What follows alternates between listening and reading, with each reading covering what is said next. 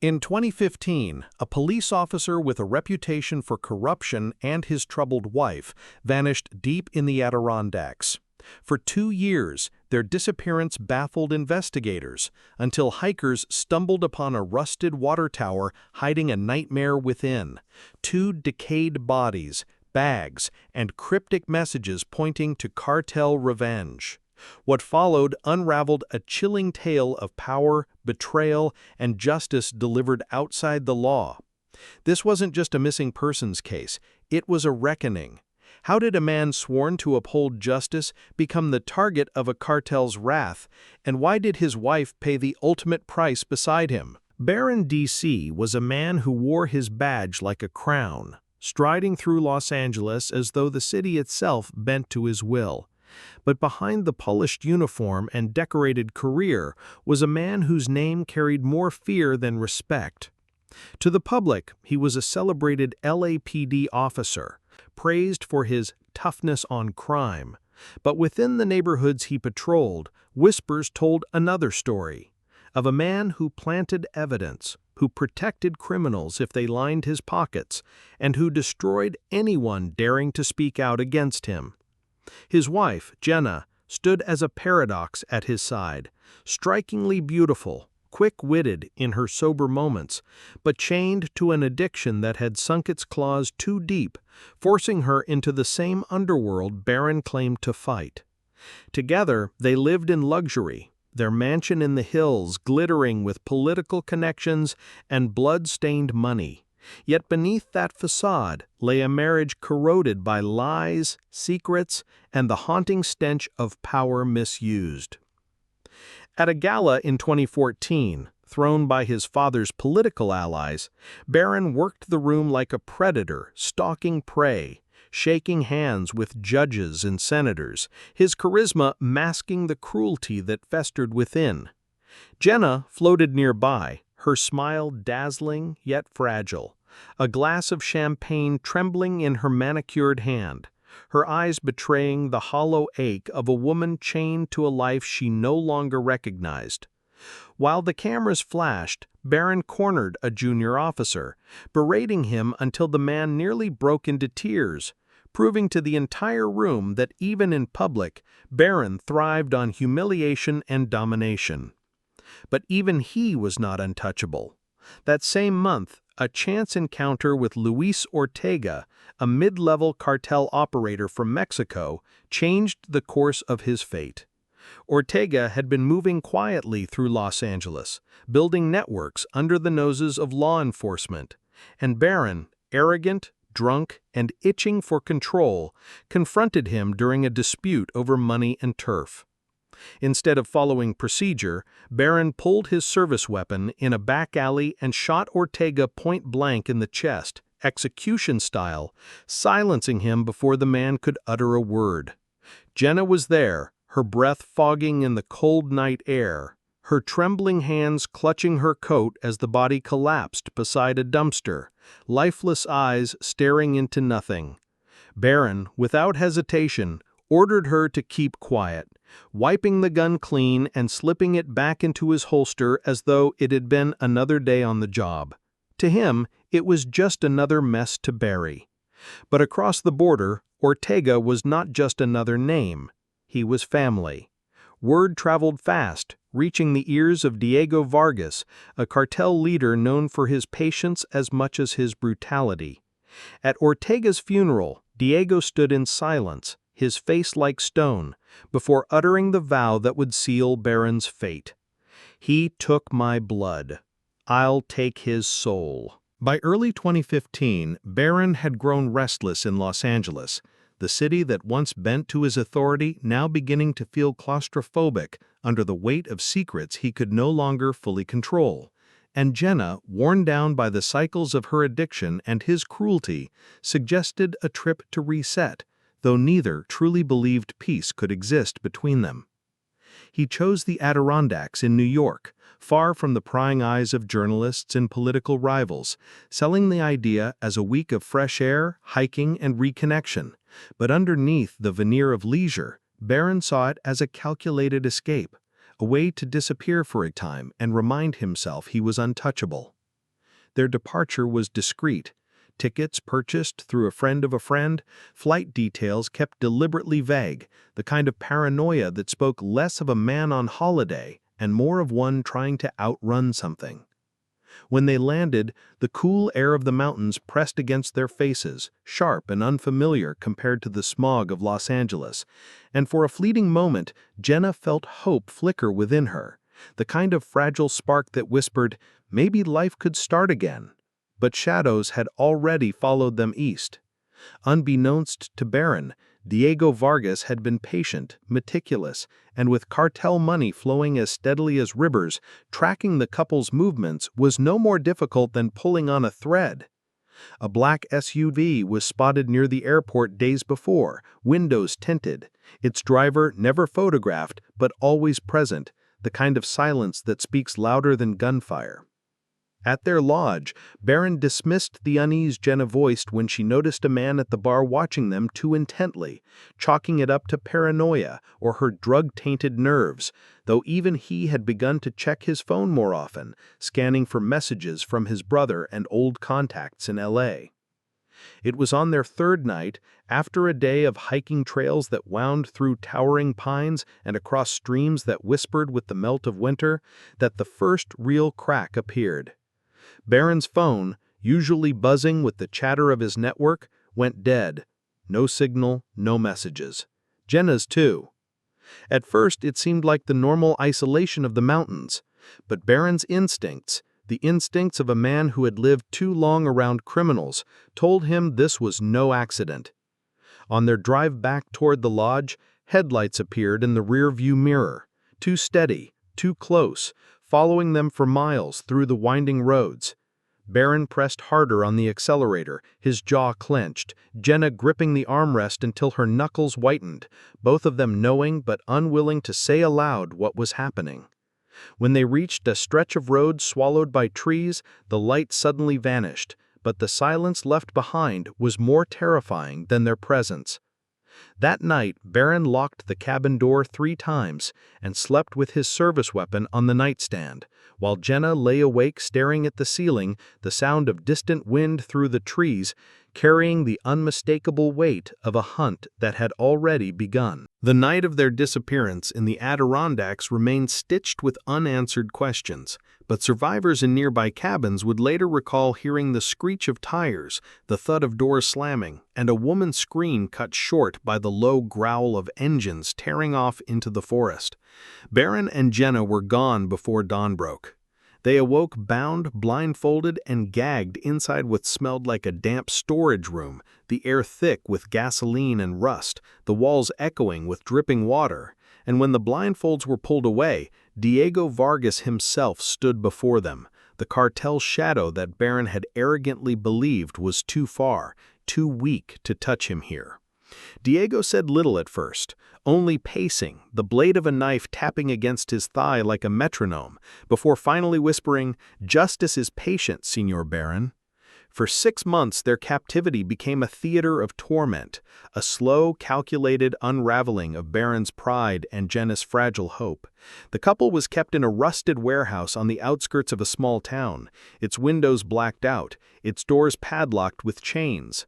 Neighbors believed it abandoned, yet every night trucks would arrive, cartel men laughing in Spanish as they unloaded crates of liquor and drugs, their presence muffled by bribed silence.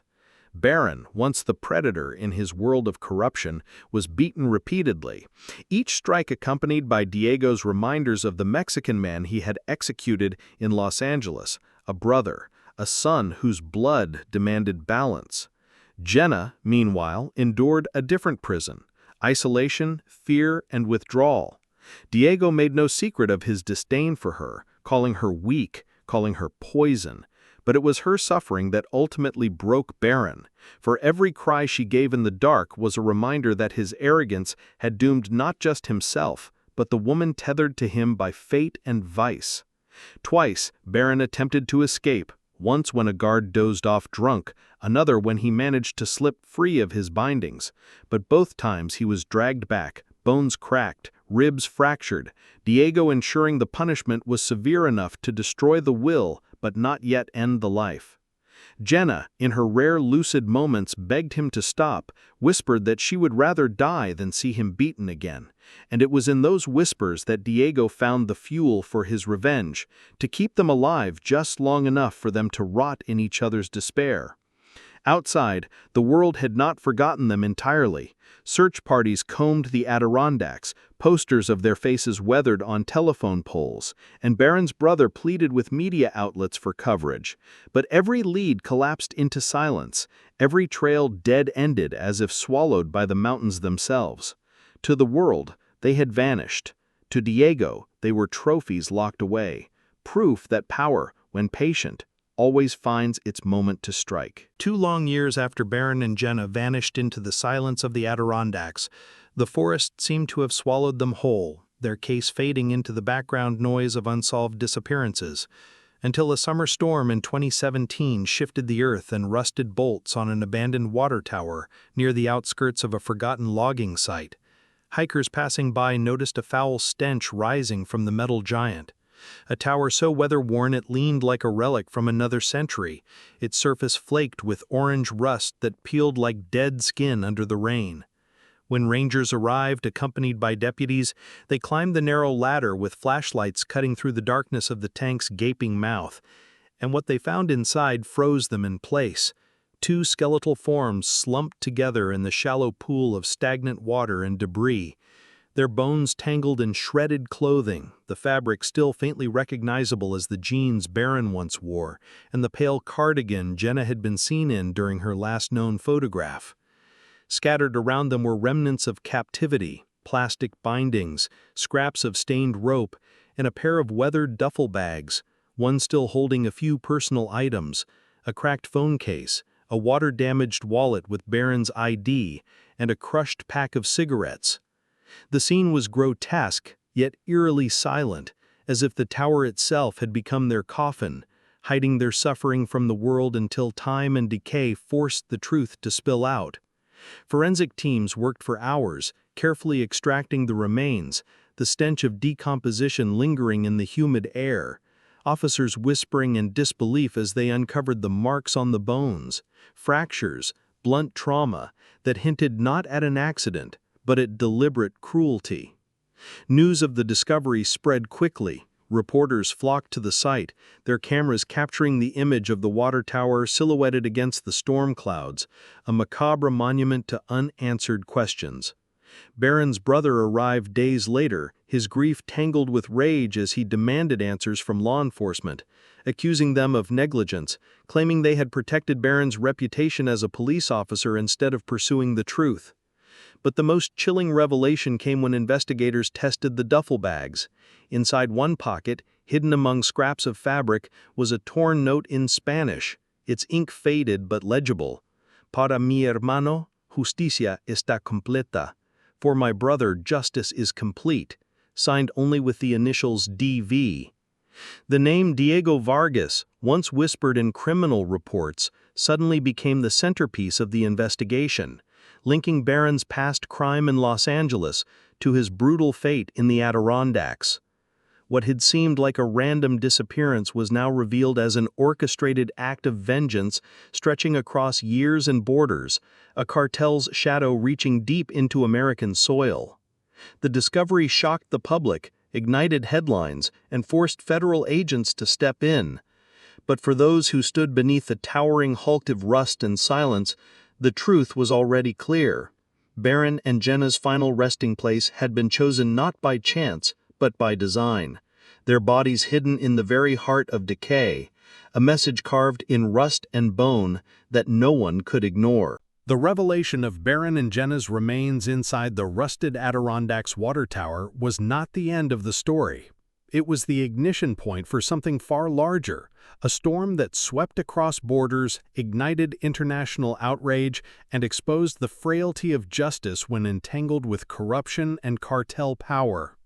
When federal investigators pieced together the evidence, fractures on bones, duffel bags filled with cryptic messages, and that chilling note scrawled with the initials DV, they realized they were not dealing with a simple murder case, but with an act of vengeance meticulously planned and executed by one of Mexico's most elusive cartel enforcers, Diego Vargas, whose brother Barron had killed in cold blood years earlier in Los Angeles. The case files revealed what had been deliberately buried: Barron's abuse of power as a police officer, his reputation for bending the law to serve his own interests, and his ability to escape consequences thanks to a family shielded by political connections. Yet Diego had not forgotten nor forgiven. As U.S. authorities dug deeper, they found whispers of a shadow operation that stretched across 2 years of Barron and Jenna's captivity, remote cabins rented under false names, truck routes traced back to cartel associates in New York, and sightings of a tall man with a scar across his cheek who matched Diego's description, though each lead seemed to dissolve into thin air before agents could act. The media turned the case into a spectacle. Headlines screamed, "Cartel Justice on U.S. Soil," and nightly broadcasts replayed aerial footage of the Adirondacks water tower like it was a crime scene shrine. Commentators debated whether Barron, despite being a victim, had brought his fate upon himself, while others mourned Jenna, a woman whose only crime had been loving the wrong man at the wrong time, pulled into a feud she never chose. Public anger grew when it was revealed that Barron's past actions, specifically the killing of Diego's brother in 2014, had been swept under the rug by the LAPD to protect the department's image. Protesters gathered outside precincts, chanting for accountability, demanding to know how a man with such a violent record could wear a badge. The case became less about 2 bodies found in the Adirondacks and more about systemic rot, exposing how corruption and silence had enabled Barron's rise and ultimately his fall. But the climax arrived weeks later, when Barron's brother received an anonymous message, an audio recording sent via an encrypted app.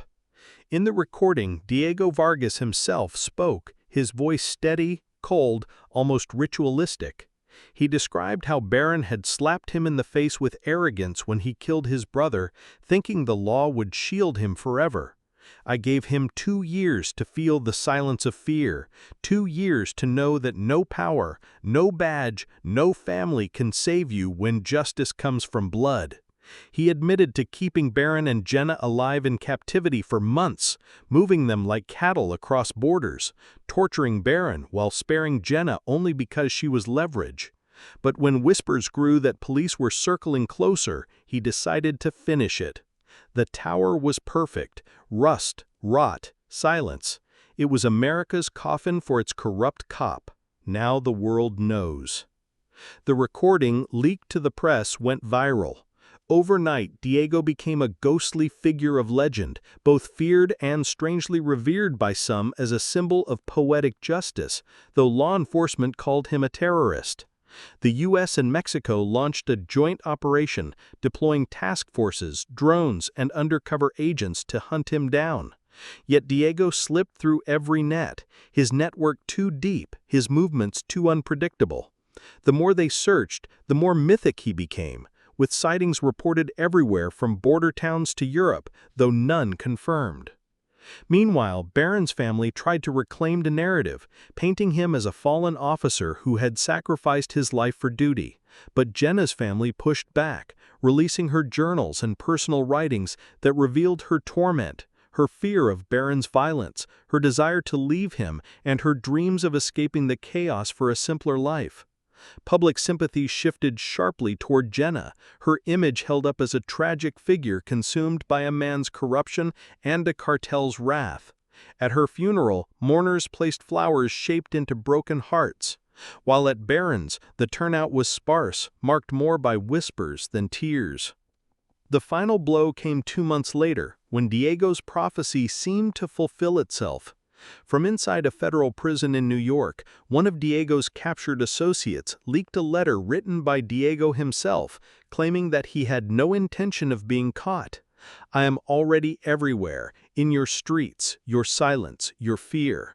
Barron's story was not about him. It was about what happens when those in power think they are untouchable. Rust never sleeps. Neither do I. The FBI confirmed the handwriting matched samples left behind in cartel safe houses, but beyond that, Diego remained untraceable. The case closed officially in late 2017, labeled Unsolved, despite the confession. Barron and Jenna's remains were buried. Investigations into LAPD corruption fizzled without arrests, and Diego Vargas vanished back into the shadows. Yet the rusted water tower stood as a chilling monument, its silhouette burned into public memory. For the people who had followed the case, it was more than a murder mystery. It was a reminder that justice, whether through law or blood, always comes at a price. And in the Adirondacks, where the wind still howled through the pines, locals swore that the silence around the tower felt heavier than the rest of the forest, as if the land itself remembered what had been hidden inside its rusted heart.